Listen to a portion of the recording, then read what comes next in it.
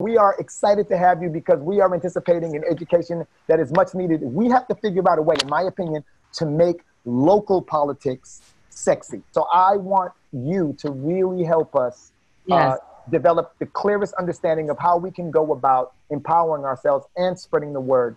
So I'm handing the floor over to Christina, and I'll keep my mouth shut moving forward. Oh, don't keep your mouth shut. But I think it's really important to note that, you know, it's really easy to be disenfranchised, you know, because we take our poor and low income communities, or we take communities of color, and we're already kind of just obviously with systemic racism and just the policies in place, and we don't have access to certain resources. And part of those resources that are missing is knowing who our local politicians are, but knowing that that if we actually stand up and we do the research and we voice what we need loud enough that hopefully, you know, but part of being heard is to keep standing up and to keep voting and voting for the right people and writing to the right people and emailing, you know, calling. So we need people who are going to really start to address our needs. And that's something that's happening now, you know, this whole defund the police movement, which is like something that is not new at all.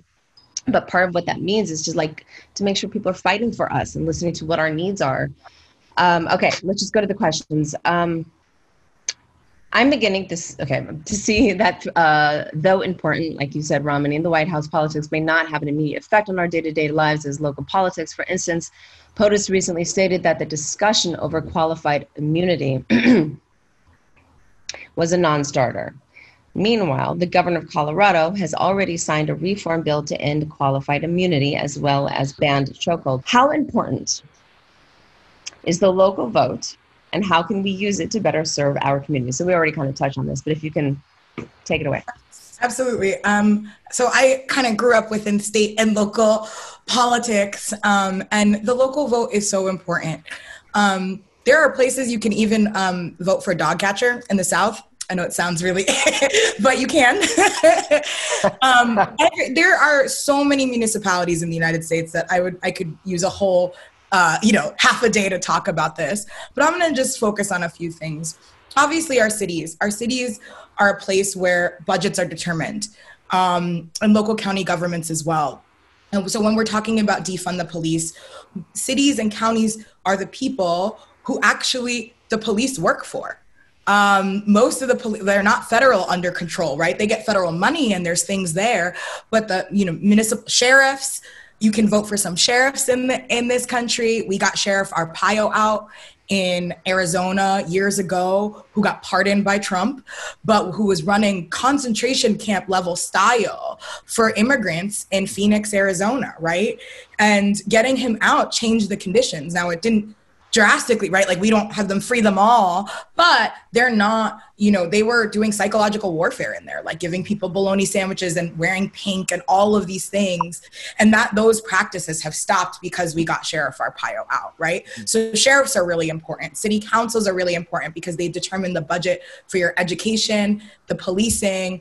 They also determine things like, in the city of New York, we did since 2009, trying to get a progressive caucus, trying to get a progressive mayor. I won't comment on de Blasio right now, but there's a lot of issues there. But, we did get universal pre-K. We do have municipal IDs. So undocumented people have IDs, right? Mm-hmm. We do have now ranked choice voting, which is a different democratic voting style so that we don't have to go through these parties, but we can actually rank who our choices are. So we actually have more control over our democracy. So there's really important, these state and local elections. And also because we have states' rights, which is the concept that states actually have the freedom to determine things. So I used to live in Atlanta. I'm born and raised in New York, Brooklyn, and Staten Island. Wu-Tang forever. But I lived, I will always throw in a Wu-Tang reference. But I lived in Georgia. Now, the city of Atlanta, which many people actually film in, right? Actually on the books has $10 minimum wage. But because of the state government law, says that no municipality can pass things for themselves, we have to change the state of Georgia, right? Stacey Abrams should be the governor of Georgia right now, not Brian Kemp and what he's doing, especially during coronavirus. But states control so much, right? They control the statewide education standards. State legislators control housing. Most of housing, rent laws, housing laws are done at the state level. Very little can be done federally, right? So that's really, really important that so we see right now when we're in COVID in this time, in this pandemic, where people have eviction moratoriums, which means that it's gonna expire in 2 weeks, but most states have actually put in eviction moratoriums. So nobody has been able to be legally evicted because the state government said so, right? So state and local politics are so critical to our day-to-day lives, and people forget about it because there's a ton of municipalities. What is a dog catcher? What is a town clerk? In most of the South, you can also vote for your utility boards, meaning the people who control the power, the actual power. You can vote. So local politics are just so important because, one, people kind of know what's happening in their back door more than they know what's happening in the halls of Congress. And two, we can actually build a bench. This is where we build the bench for people to then run for Congress, for US Senate, is in our cities, in our state legislators. And it's absolutely, especially during this pandemic, especially when we think about policing, states and housing, states and city governments have a big, big control over it. Wow. Thank you. Wow. Hey, I feel more educated right now. Straight up. This is what I'm talking about. Thank you so much for that. Christina, you mind if I roll into another question or?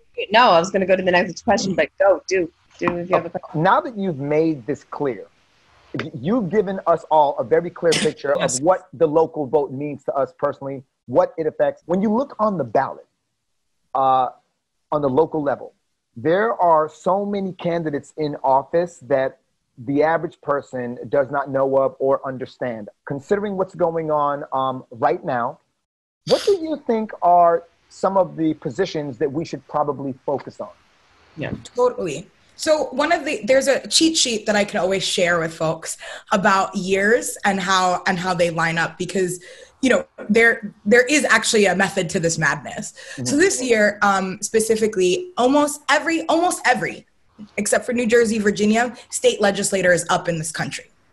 So most everybody has the power to vote in a new lower house in your state. It's usually either called a house or an assembly, depending on what state you're in, or a state senate, right? So that is happening across the country. You can always go to workingfamilies.org. I'll drop the chats in the link. We have voter guides for the states that we are in. We don't have it for every state, but I'll list some organizations later of reference. So that's one. So state legislators, every 2 years mostly, you get to vote for your state legislator. This year, what's really important, Ram, I'm glad you said Florida. I helped co-founded an organization called the Dream Defenders in Miami years ago after the Trayvon Martin murder. And, Florida has almost every single state attorney. Now, you might not know what a state attorney is, but they're also called district attorneys. They're just called state attorneys in Florida. Almost every single state attorney is up.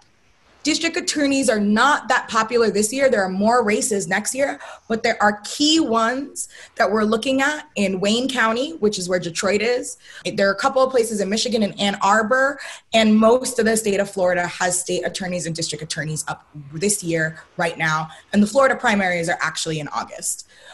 So we're still actually going for primary season through September, actually. I think the last primary in the country is used to be in New York. Now it's Rhode Island. And so those are really important. State legislators are the big races that are happening this year. And of course, next year, I think it's really important because people are going to start announcing now. Next year, you have your city councils in hundreds of municipalities across the country. So everywhere from LA to Phoenix to Atlanta to New York have actual municipal elections happening next year.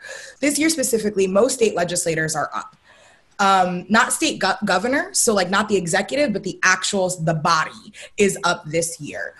On top of that, we also have some county races. So you should always check. I always tell people to check their city, their county. We don't actually have county government in New York City, so it's a little bit stranger for us, but your county, and then checking the state legislator and your federal races. But it's really, really important. It's so important that people are paying attention to their state legislators, especially in the next couple of weeks, because if folks don't know, in 2 weeks, every single moratorium is up. Eviction moratorium, student debt moratorium, the foreclosure moratorium that is federal. We are going into an economic crisis unlike we've seen before. And I bet you many of us lived through 2008. And that's how I got political, from being evicted and from my mom going bankrupt. It's really important over the next couple of weeks that we put the fire behind these state legislators, because they are up for office this November. I know it's a lot, but please, Christina, please. No, okay. Well, then, so how, for the lay person, for the novice, or someone who really doesn't know any of this? She's referring to me. She's referring to me. And so, what is like the best way to like you mentioned a cheat sheet. So, what are some good organizations, like that can fit in this little box that we can go to now, and then we can expand that later. But just absolutely. So you can always go to workingfamilies.org, which folks put there. I also just you can text now to 30403 to get updates from myself at the organization, or WFP if you want to hear about all of the things that we're doing. Mine are just hot takes and probably a little salty, so I like to add some spice on it. So you can do that to find out. We're in 20 states. We just started California Working Families Party, so I'm really, really excited about it. We got a couple people that we endorse, and I'm really excited about what we're doing. I'm gonna read you 3 races that are coming up that are really important as well, that folks can get involved in, and I'll put it in the chat as well. In Delaware, we have Kobe Owens, who's running for Wilmington City Council, and Jess Scarain, who is running for U.S. Senate in Delaware right now. In Rhode Island, there's Leonella Felix, who's running for House District, and Alana DeMario, who's running for state senate as well in Rhode Island. You could always visit the League of Conservation Voters, the League of Women Voters. They have national voting guides that are bigger and beyond working families, because we are only in the states that we actually operate in. And you could always check out the Alliance for Youth Action. They put out a really good voter guide, almost all their states. They're a youth organization I used to serve on the board of that does get out the vote efforts in a lot of places, everywhere from Montana to Chicago to San Antonio and Texas. And it's definitely an organization that I love and support. And so all of those places have easy voter guides online that you can look at. You can see where the candidates stand on the issues that you care about. And they're incorporating stuff like defunding the police and some of the movement's recent demands as well. And I think the biggest thing that's really important is that we need to get involved. And even if a Democrat wins in the White House, the fight is not over. The amount of, damage that President Trump and his administration has done, and the amount of injustice that we have, because unfortunately this country was founded by genocide and slavery, the amount of structural injustice that we have is going to take a long time, which is why, we stand on the shoulders of giants like Harriet Tubman, Reverend C.T. Vivian, who also passed away the other day, along with John Lewis. And we're different generations of freedom fighters, and we just need to continue. I think the biggest learning lessons from 2008 was a lot of organizations, a lot of individuals kind of went, all right, Obama's in. Woo, Bush years are over, let's take a break. And we saw what happened. The rise of the Tea Party happened, which led to the rise of Donald Trump. And so I just think it's really, really important that no matter what you do this year, you do not stop getting involved after Election Day. We need to put feet to the fire. We need to show that when Democrats are in charge, they can do some stuff. And we need to put the feet to the fire, because all Democrats are not made equally. And, some of them are also still not going to fight for our best interests. So I have a question so changing the hearts and minds of people, the hearts of humans is hard and not always our energy well expended. But I'm wondering, though, how do we marry changing policy, working for policy change, with some of that? Because we've had laws in place for our benefit since Reconstruction. And then they changed in the 60s and 70s, and some stayed the same, changed against us, but then some have stayed the same. But depending on who's in our Supreme Court, who our police are, who's in government, on any level, they interpret the law. And yes, some laws are upheld, sure, but I feel like the belief system, the actual structural belief system around racism and all the isms, like if that doesn't start to somehow change, if we don't start to get to some sort of empathy, just like real basic, solid empathy, then the container is always there. It's just going to keep changing shape. You know, like if we want to take racism and make it like the analogy of water, it's just going to fill whatever shape that it's in. So even if we have policy, that doesn't always matter, but we need it. You know, like I'm a big, like, this has fired me up around policy more than anything in my life. Yeah, I get exactly what you're saying. And I would just say, you know, as someone who, you know, I trained my entire young youth life to be on Broadway. I was actually a Screen Actors Guild caring member when I was 6 years old. Left it because I was like, it's taking me out of school. But I was on movie sets and all that stuff when I was little. And, you know, I think it's actually the work of culture changers as well to work in tandem with political activists, because the thing is that, you know, it was actually really interesting. This is going to sound really wild and out there, but like I was with this family in Tennessee and we were watching this new reality show by Zac Efron on Netflix.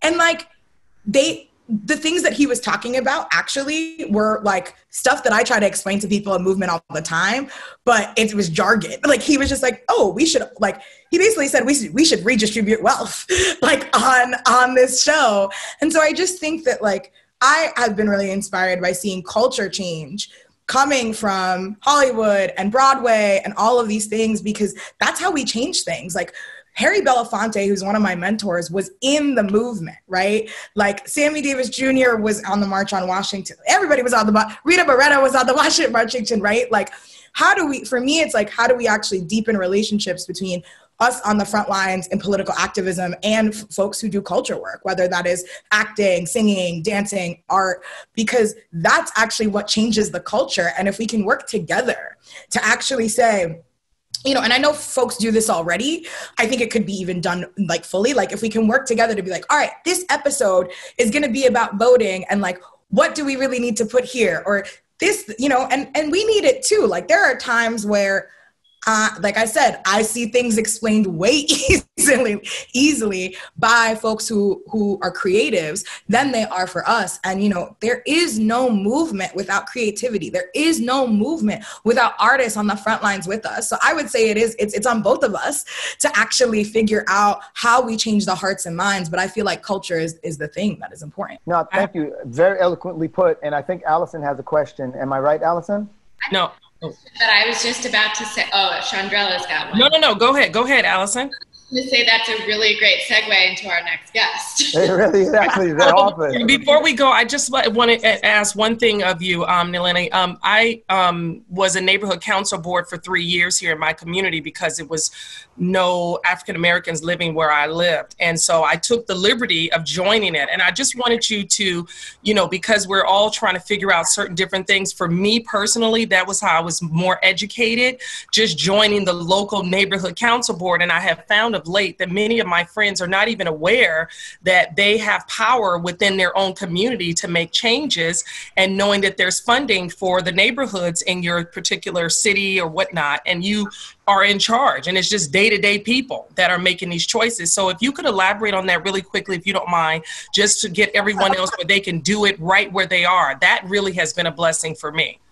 Yeah, totally. There are a lot of school boards, community boards, and community board is just a zone, and it's a very, very small zone. So it's not really big comparative to like city council or county legislator. It's very, very small. It's literally just mostly a neighborhood or two, right? And you can be on that community board and you have so much power. You can bring the police in for questioning and like actually have a conversation with them and say, what are you doing in our neighborhood? We don't want this, right? Like, and you could have it on record. All community board meetings are on record that can be used for city council fights, for state legislative fights, just you know, I mean, my aunt used to say documentation was everything. And I'm like, what do you mean? And I'm like, yes. You know, so community boards are things that you can just join. A lot of them are sitting with most empty seats, and you can just join and then be elected. Some of them, like New York, it's a little bit competitive, but honest, like my friend just got elected to my local community board, and I was really excited. And so, you know, they really, really, you know, you can find out a lot.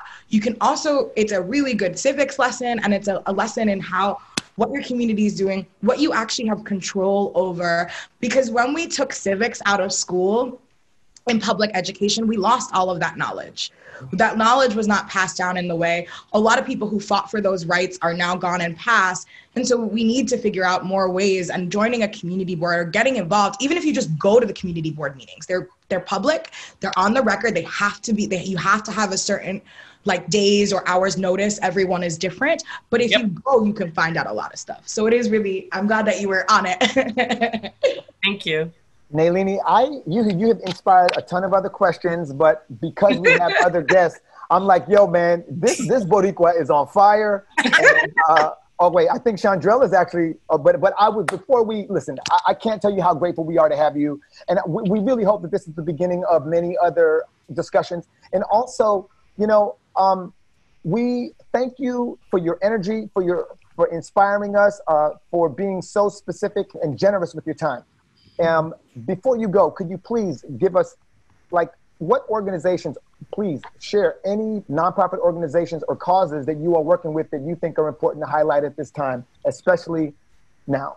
Yeah, so one, I gotta say the WFP Justice Fund that Ram is on the advisory council for is a new fund to support local candidates who are going to not take police union money and fight to win offices and defund the police and anti-racist policies next year. So thanks, Ram, for joining that. There's a Community Carpentry USA, I believe. And yeah, you can always join the Working Families. I just put my cell phone there. That is my real cell phone. And so you're always, I'm totally fine. I'm an organizer. My cell phone has been on flyers before. But you are free to just text me, or, you know, I'm at Nell Stamp on Twitter and Instagram. You can find me there. And yeah, I'm really excited. And I'm just going to list a couple of organizations that I love from the bottom of my heart, including Dream Defenders in Florida. And thank you everybody for having me. I might stay on for a little bit because I want to see the next, I'm really excited about the next section. Oh yeah, we got a hype guy because you actually segue perfectly into that, which is, you know, how do we creatively bring about change as well as policy? Ladies and gentlemen, Nalini Stamp. Thank you. Thank you very much. Thank you. Bye. Okay, so we're moving on to Anthony Sparks, right? Yes, we are.